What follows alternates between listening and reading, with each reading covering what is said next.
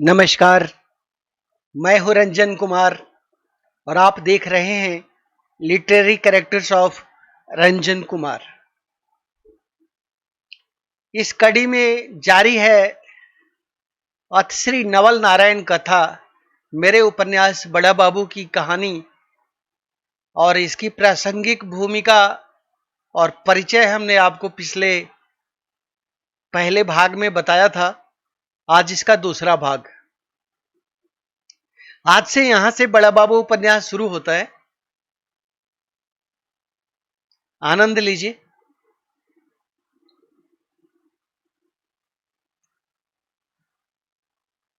सामने जनार्दन चाचा और संजय भैया बैठे थे। बहुत दिनों बाद ये मुलाकात हो रही थी और चाय की चुस्कियों के बीच जो प्रसंग चल पड़ा था, मैं गौर कर रहा था कि संजय भैया के चेहरे पर पसीने की बूंदें चुहचुहा आई हैं। जनार्दन चाचा के चेहरे पर भी तनाव की लकीरें थीं, लेकिन वो ज्यादा आश्चर्यचकित नहीं थे, क्योंकि वो बड़ा बाबू से ज्यादा घनिष्ठता से परिचित थे और बड़ा बाबू के कारनामे कुछ हद तक वो पहले भी जानते रहे थे। लेकिन संजय भैया के लिए यह बहुत बड़ा सदमा था, बड़ा बाबू के बारे में यह सब सुनना।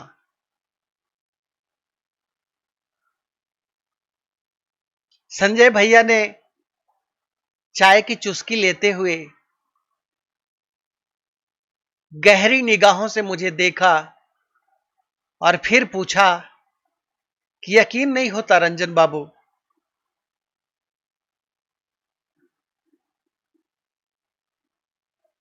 कहीं आपको कोई गलतफहमी तो नहीं हुई है ना? संजय भैया को मैंने कहा, नहीं संजय भैया, इसमें गलतफहमी का कोई सवाल ही नहीं है। बड़ा बाबू के कुछ कारनामे पहले से भी मेरी नजरों के सामने आते रहे थे और उस दिन तो मैं बिल्कुल ही श्योर हो गया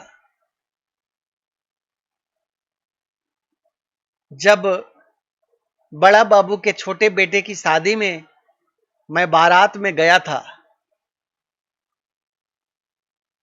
अब ये कहकर के जब मैं चुप हुआ तो दोनों की निगाहें मेरे ऊपर जम गईं।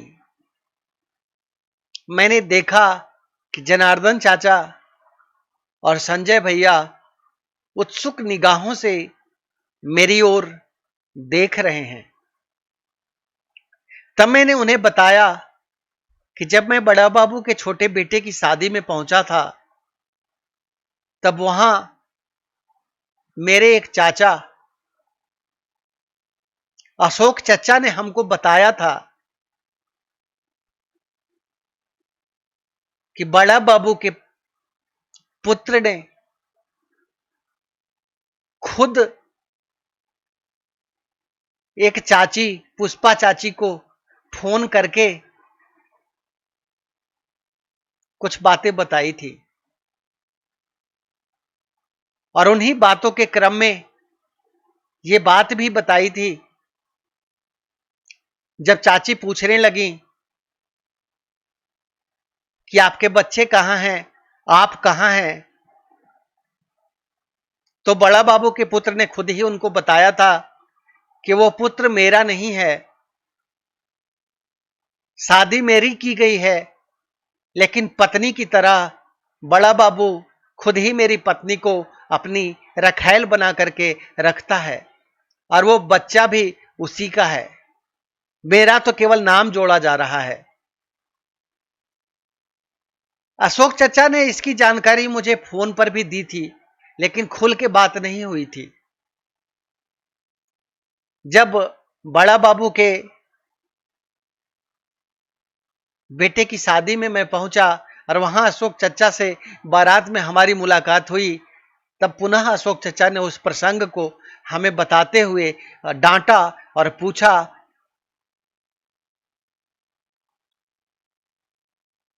ये सब क्या सुन रहे हैं? ये सब जो हो रहा है गलत हो रहा है और इसमें सुधार करने की जरूरत है।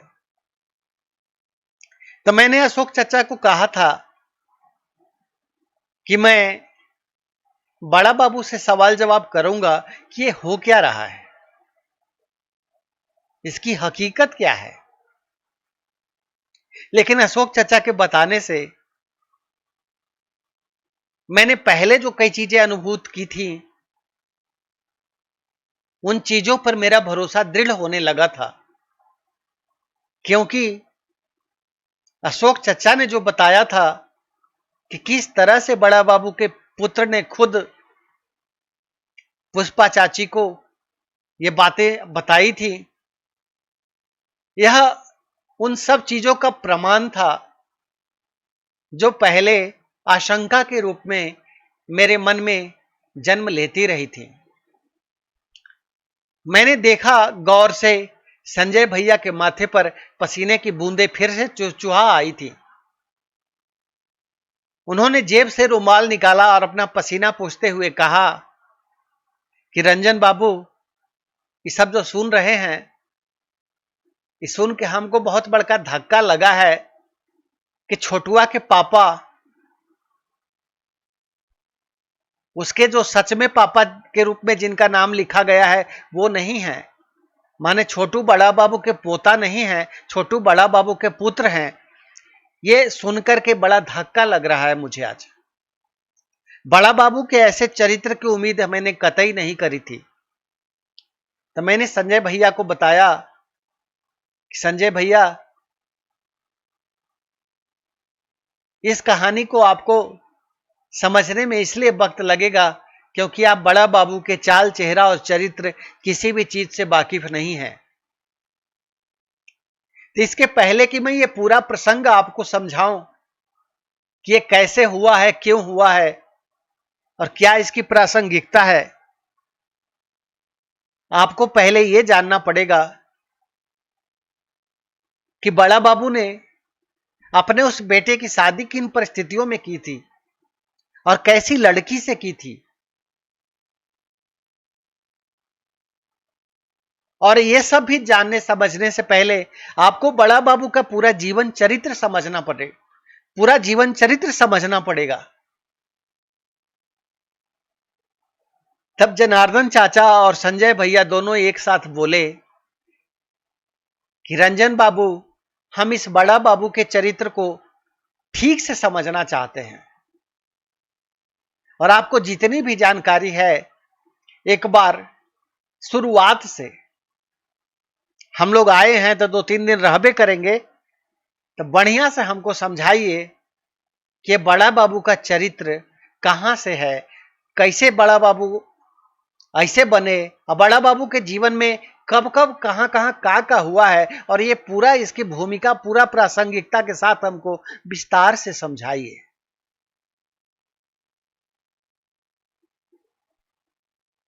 तो हमने भी उचित समझा कि अगर बड़ा बाबू के इस तात्कालिक चरित्र को, इस प्रश्न को केवल अगर संजय भैया को मैं जवाब दूंगा और जनार्दन चाचा को बताऊंगा तो ये ठीक से बड़ा बाबू को समझ नहीं पाएंगे। तो बड़ा बाबू को समझाने के लिए हमने संजय भैया को शुरू से ये कहानी बताने का फैसला किया और हमने कहा, संजय भैया आप गौर से सुनिए, मैं बड़ा बाबू का पूरा वृत्तांत आपको बताता हूं। जनार्दन चाचा ने भी अपने चाय की चुस्की खत्म करके कप को एक ओर सरका दिया और वो भी अपने दोनों हाथों से अपने चेहरे को पकड़ के आगे की ओर झुककर बैठ गए, जैसे मानो एक एक शब्द को बहुत गहराई से महसूस करना चाहते हो। वहां के बाद मैंने उनको कहानी बताना शुरू किया और मैंने उन्हें कहा,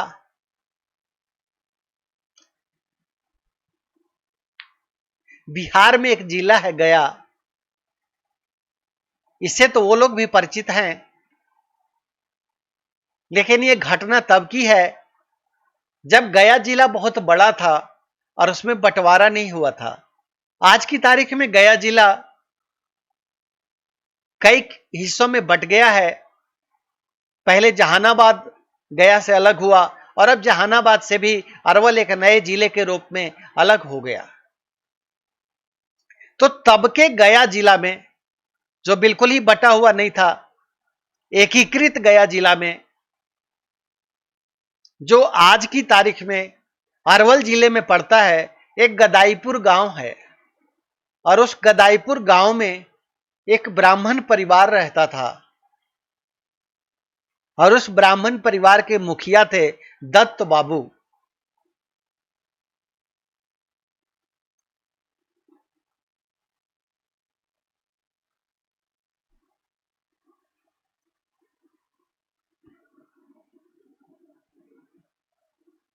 बात तब की है जब गांव गांव शहर शहर लोग अंग्रेजों भारत छोड़ो का नारा बुलंद करते हुए जुआ पुलिस की लाठियां खा जेल भर रहे थे। तब गया जिले के अरवल थाना के गदाईपुर गांव में रहने वाले दत्त बाबू, जिनको उनके पिताजी जोरू का गुलाम कहते थे, वो गदाईपुर गांव में आनंद पूर्वक रहते थे।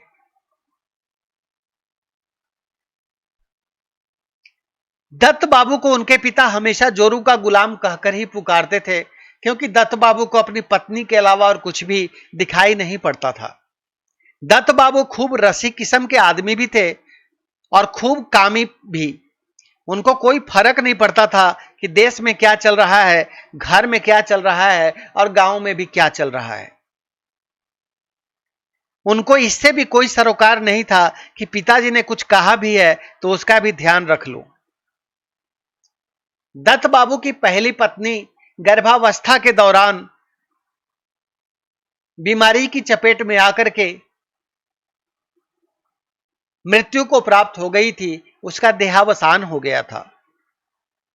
और इसके तुरंत बाद दत्त बाबू ने अपनी पहली पत्नी को, जो बहुत प्यार करते थे, और उसके गुजर जाने के कुछ ही दिन के बाद अविलंब दत्त बाबू को फिर से स्त्री देह की जरूरत महसूस होने लगी और अंततः 3 महीने के अंदर ही दत्त बाबू ने अपनी साली को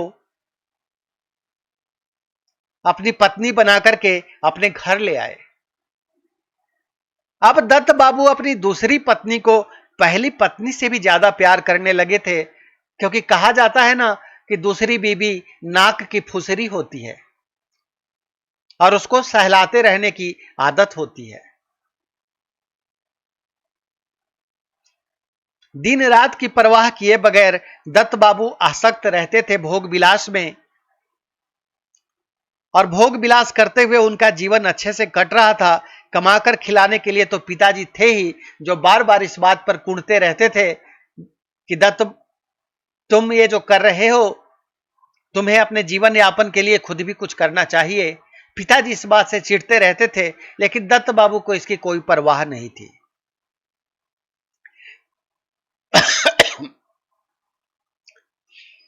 दत्त बाबू का एक ही कार्य बच गया था, खूब सारे औलाद पैदा करना।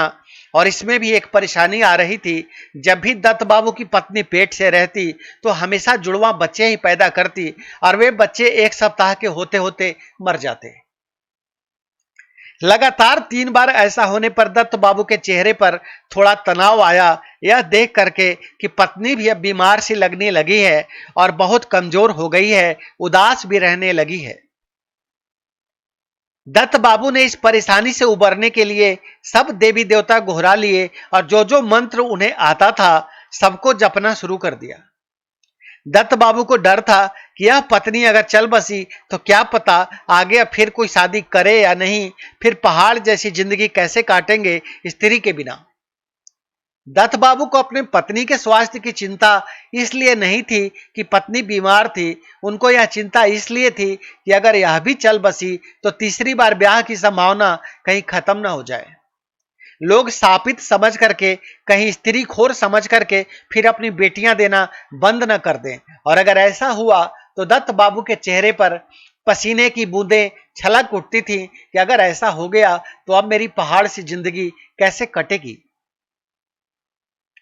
दत्त बाबू के चौड़े माथे पर जब पसीने की बूंदें ये सोच करके चूह चूहा उठती थी तो दत्त बाबू परेशान हो जाते थे और उसके बाद फिर लग जाते थे अपनी पत्नी के स्वास्थ्य की चिंता करने और जा करके पूछने लगते थे कि हम क्या ऐसा करें जिससे आपको आराम मिले। और यह सब देख करके दत्त बाबू के पिताजी चिढ़ते भी थे, परेशान भी होते थे और जोरू का गुलाम कह करके दत्त बाबू को पुकारते भी थे। वैसे दत्त बाबू का यह डर जायज था कि 3 बार ऐसा होने के कारण उनकी जुड़वा संतानें 7 दिनों में मर गई थी। लोगों में इस बात की भी चर्चा शुरू हो गई थी कि घर में जिन्न का प्रभाव है। दत्त बाबू की पहली पत्नी गर्भ धारण की अवस्था में मरी थी तो वह अब सौत और सौत के बच्चे बर्दाश्त नहीं कर पा रही है, इसीलिए वंश बढ़ना बहुत ही मुश्किल है। जब मोहल्ले की महिलाओं में चल रही यह चर्चा दत्त बाबू तक पहुंची तो दत्त बाबू चिंतित और व्याकुल हो उठे। दत्त बाबू ने फिर एक तांत्रिक का सहारा लिया और तांत्रिक के बताए हुए उपाय करने लगे। तांत्रिक के बताए उपायों में से एक यह भी था कि दत्त बाबू अमावस्या के दिन केवल पत्नी के संसर्ग में रहें, जिससे अमावस्या की रात्रि में ही केवल आगे होने वाली संतानों का बीज पड़े गर्भ में तो होने वाली संतानों पर से अनिष्ट का छाया खत्म होगा। दत्त बाबू के लिए यह बहुत ही मुश्किल था, लेकिन दत्त बाबू बहुत ही मुश्किल से इस नियम की पालना करने लगे और 2 अमावस्या बीतते बीतते दत्त बाबू को खुशखबरी मिली कि पत्नी गर्भवती हो गई है। अब इंतजार था दत्त बाबू को कि होने वाली संतान अब अगर जिंदा रह जाए और तांत्रिक के बताए उपाय काम कर जाए तो दत्त बाबू के जीवन में खुशियां ही खुशियां बिखर जाए। राग रंग में डूबे दत्त बाबू के दिन ठीक से गुजरते चले गए।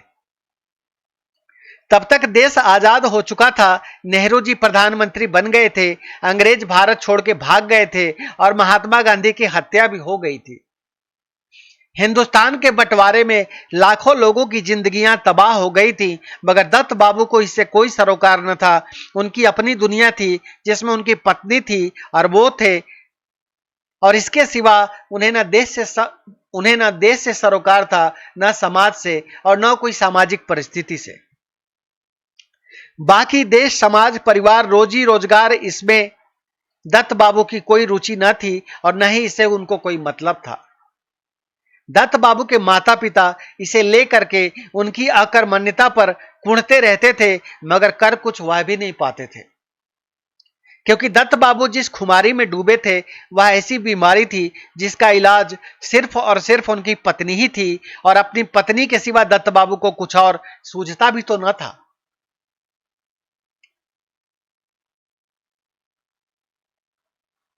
पूस की घनी काली अंधियारी रात और अमावस्या तिथि, कड़ाके की ठंड पड़ रही थी बाहर जब दत्त बाबू की पत्नी को प्रसव पीड़ा उठा।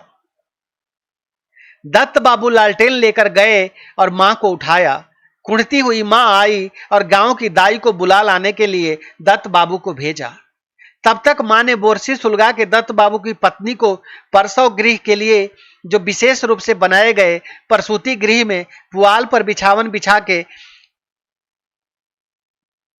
बहू को ले जाके वहां लिवा लाई थी।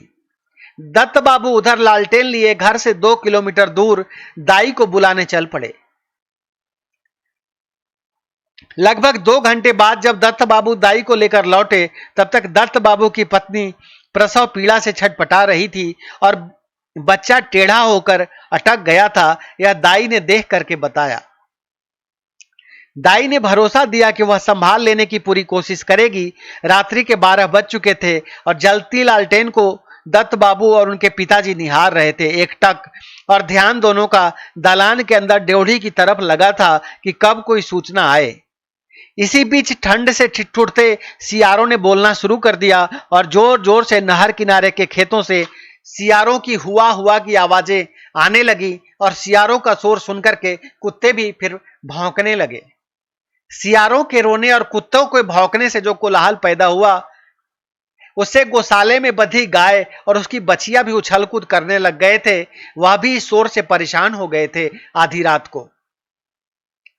तभी घर का कुत्ता कलुआ घर से बाहर बैठ जोर जोर से रोने लगा। ऐसा माहौल बन गया था मानो मरघट पर कुत्ते और सियार एक दूसरे से प्रतिस्पर्धा करते हुए रोए जा रहे हों। इसी बीच पूस की ठंडी उस आधी रात में दत्त बाबू की पत्नी ने पुनः 2 जुड़वा बच्चों को जन्म दिया। पहले लड़का, फिर एक लड़की। लड़की तो जन्म के कुछ घंटे बाद ही मर गई पहले की ही तरह, लेकिन लड़का इस बार बच गया। दत्त बाबू का यही बालक आगे चल करके नवल नारायण के नाम से प्रसिद्ध हुआ, जिस पर यह कहानी केंद्रित है। संजय भैया और जनार्दन चाचा आंख मूंद करके इस कहानी को सुने जा रहे थे। संजय भैया के मुख पर थोड़ी सी मुस्कान तैरी जब उन्होंने नवल नारायण के जन्म की यह कथा सुनी।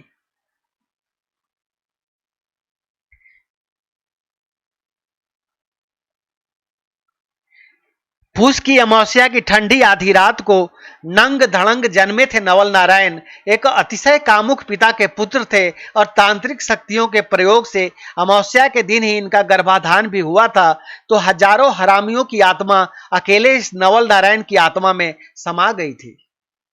बचपन से ही नवल नारायण हद से ज्यादा दुष्ट भी थे और लीचड़ भी थे। दूसरों की चीजें चुरा लेने, उनका हक मारकर उस पर कब्जा अपना जमा लेने में नवल नारायण सिद्धहस्त हो गए थे, इसकी स्कूल की उम्र आने से पहले ही। संजय भैया और जनार्दन चाचा मंद मंद मुस्कुराते हुए नवल नारायण के जन्म की यह कहानी सुन रहे थे और धीरे धीरे उसका आनंद लेते हुए जनार्दन चाचा ने फिर से 1 कप चाय की फरमाइश की। मैंने उन दोनों के लिए फिर से 1 कप चाय मंगवाया और वो दोनों चुस्कियां लेते हुए पूछ बैठे कि रंजन बाबू, आगे की कहानी फिर बताइए।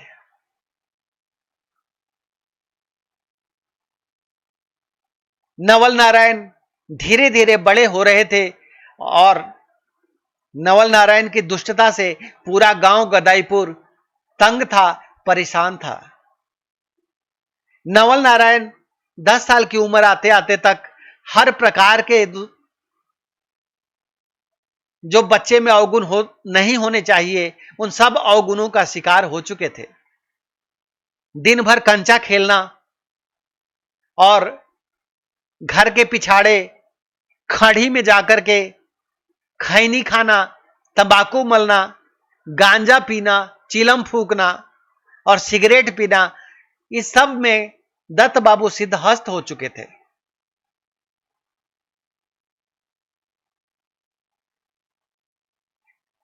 इन सब में दत्त बाबू के पुत्र नवल नारायण सिद्धहस्त हो चुके थे और दत्त बाबू खुद भी इसी प्रवृत्ति के थे। उनके अंदर ये सब अवगुण तो नहीं थे, लेकिन उनके अंदर जो एक अवगुण था कि वो अपने घर और पत्नी के सिवा बाहर और किसी चीज में रुचि ही नहीं लेते थे। तो एक पिता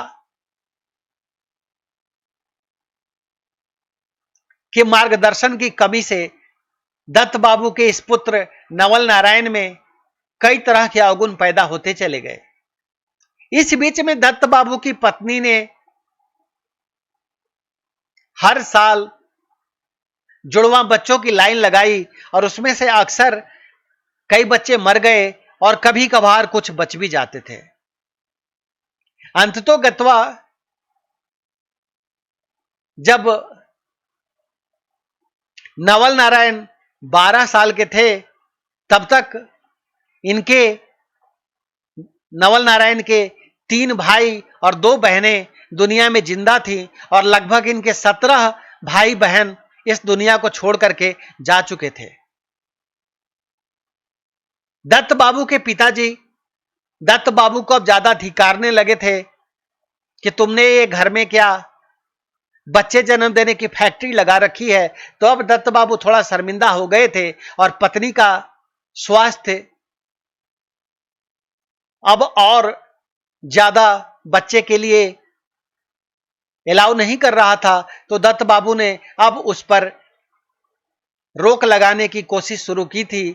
और दत्त बाबू तब जाकर के अपने बाप से झिड़की खाने के बाद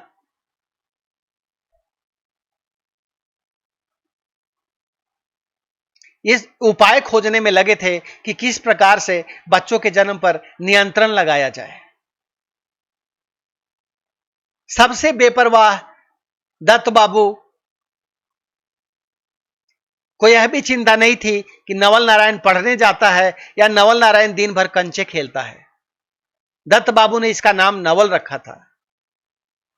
दत्त बाबू का दूसरा बेटा हुआ, उसका नाम उन्होंने बिल्लू रखा था। दत्त बाबू का तीसरा बेटा हुआ था, उसका नाम उन्होंने भगवंत रखा था। दत्त बाबू की दो बेटियां भी थी, उसका नाम यहां पे जिक्र करने की जरूरत मैं नहीं समझता। और दत्त बाबू की जो दोनों बेटियां थी, उनके नाम का जिक्र किए बिना ही यह कहानी आगे बढ़ेगी। और जब मैंने ऐसा कहा तो संजय भैया ने मुस्कुरा करके इसका समर्थन किया और जनार्दन चाचा ने भी कहा कि हाँ, यह भी ठीक है, बेटियों का नाम घराना बताने का क्या जरूरत है। तो हमने कहा जहां प्रसंग आएगी वहां दत्त बाबू की बेटियों का भी हम आपको कहानी बता देंगे, जहां कहीं भी वो इस कहानी से जुड़ेंगी। तो जनार्दन चाचा ने आगे पूछा कि आप आगे की कहानी बताइए। हमने जनार्दन चाचा को आगे बताया कि कंचा खेलने में उस्ताद दत्त बाबू के बड़े सुपुत्र नवल नारायण एक नंबर के लतखोर, एक नंबर के गालीबाज और एक नंबर के लौंडियाबाज भी बन गए थे। दिन रात औरतों के पीछे भागना, ये गुण तो विरासत में नवल नारायण ने पाया था, लेकिन दत्त बाबू कम से कम इतने चरित्रवान थे कि वो सिर्फ अपनी पत्नी के पीछे आसक्त थे। लेकिन नवल नारायण के अंदर पिता से जो ये गुण मिला था, और नवल नारायण अभी छोटे थे 12 साल की उम्र में, लेकिन ये स्त्रियों के प्रति आसक्ति का गुण इनके अंदर ही पैदा हो गया था। और पिता द्वारा ठीक से परवरिश न मिलने के कारण पिता यह भी देखभाल नहीं करते थे नवल नारायण के कि बच्चा स्कूल जाता है या नहीं जाता है। तो सरकारी स्कूल में जाकर के अपना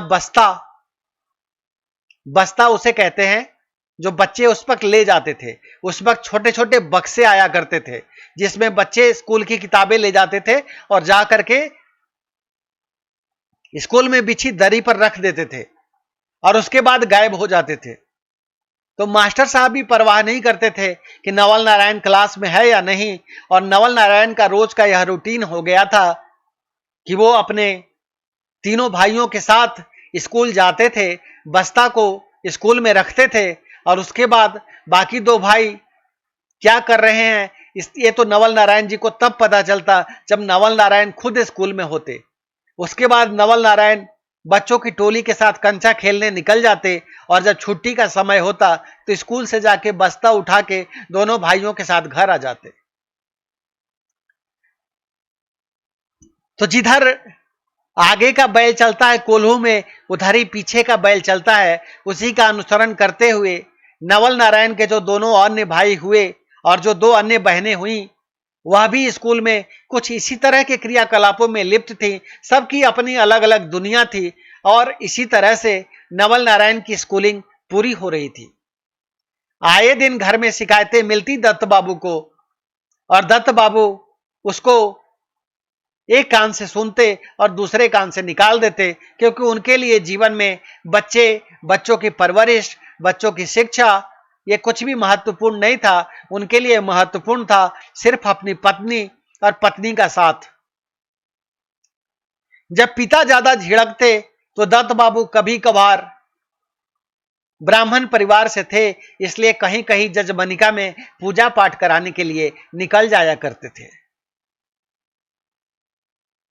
अब नवल नारायण की उम्र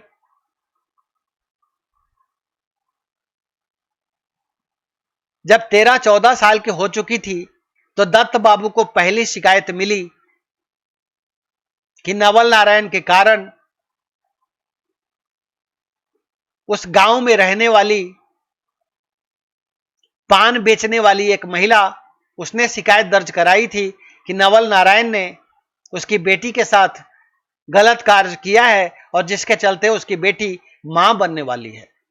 अब दत्त बाबू के पांव के नीचे से जमीन खिसक गई, क्योंकि नवल नारायण की इस कुकृत्य से जो उस पनेरी ने आकर के बताया था, दत्त बाबू हैरान थे।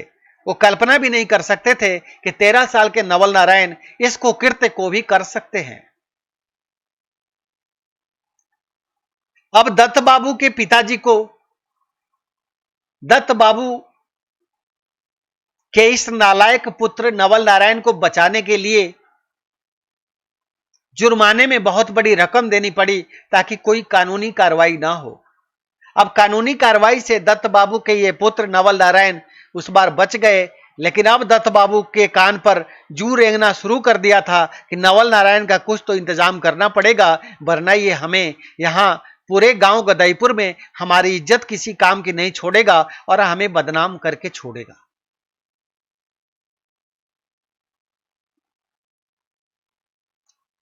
संजय भैया और जनार्दन चाचा गौर से कहानी को सुन रहे थे, बिल्कुल एकटक मुझे निहार रहे थे और उन्हें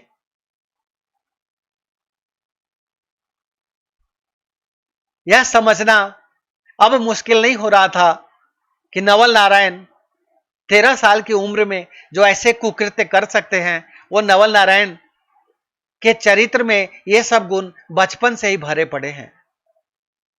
आगे की कथा जानने के लिए वो बेसब्र थे, लेकिन मैंने थोड़ी देर के लिए विराम लिया और मुझे लघुशंका लगी और मैं लघुशंका के लिए निकल पड़ा, यह कहते हुए कि मैं अभी आया।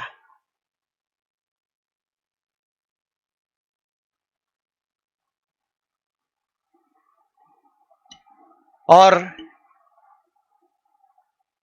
कहानी में मुझे लघुशंका लगी और मैं नवल नारायण की कथा को यहीं रोक करके संजय भैया को सुनाना बंद करके, जनार्दन चाचा को सुनाना बंद करके, रुक करके लघुशंका के लिए चला गया।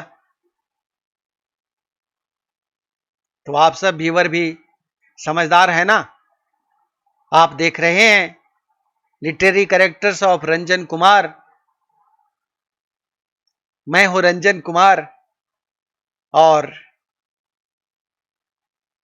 जब तक वापस रंजन जी आकर के संजय भैया को और जनार्दन चाचा को लघुशंका से रंजन कुमार जी आकर के जब तक उनको आगे की कहानी नहीं सुनाते हैं, तब तक के लिए आप करिए आगे की कहानी का इंतजार। सप्रेम नमस्कार।